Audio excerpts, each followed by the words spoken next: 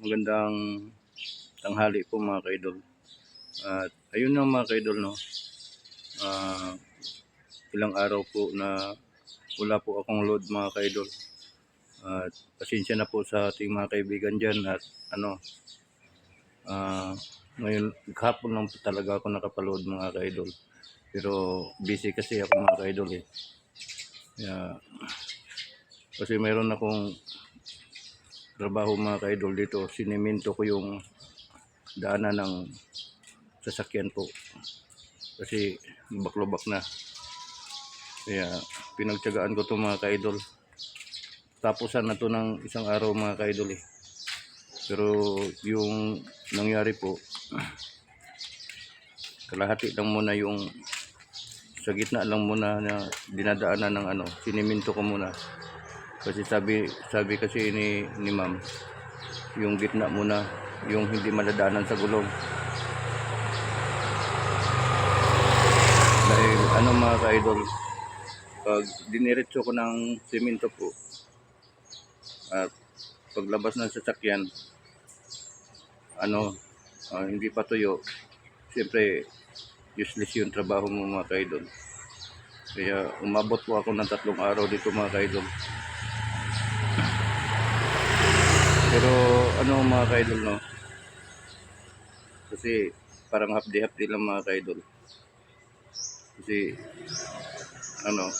hindi kasi natapos mga kaidol eh. Kaya yung ito na araw na to, natapos na talaga mga kaidol. Napakaliit lang ng siniminto ko mga kaidol. Ang liit lang po talaga. Ipapakita ko sa inyo mga kaidol gaano po kaliit ng sinisiminto ko. So ayan mga kaidol, oh. Itong gitna, isang araw pa to mga kaidol. So, tuyo na para madaanan ng motor. Pinuna ko muna dito siminto. Pagkatuyo na, dito na naman. Ito mga kaidol, napakaliit lang yan mga kaidol, oh. Inabot ng 3 araw. So pinagtiyagaan ko mga kaidol dahil napakahirap po ng buhay ngayon. Wala kang income, kahit pang load man lang mga kaidol, hirap na hirap po ako. Kaya pasensya lang po, lalo na sa tiga YouTube, mayari ng YouTube. So pasensya lang po talaga. Kung alam nyo lang siguro, ang hirap kasi mga kaidol eh. Wala akong income. Yung panggas ng motor ko, wala na rin. Ang hirap po talaga. Kaya hanggang dito na lang mga kaidol. So maraming salamat po at sa ating mga kaibigan dyan, sana po na kunting pasensya lang po.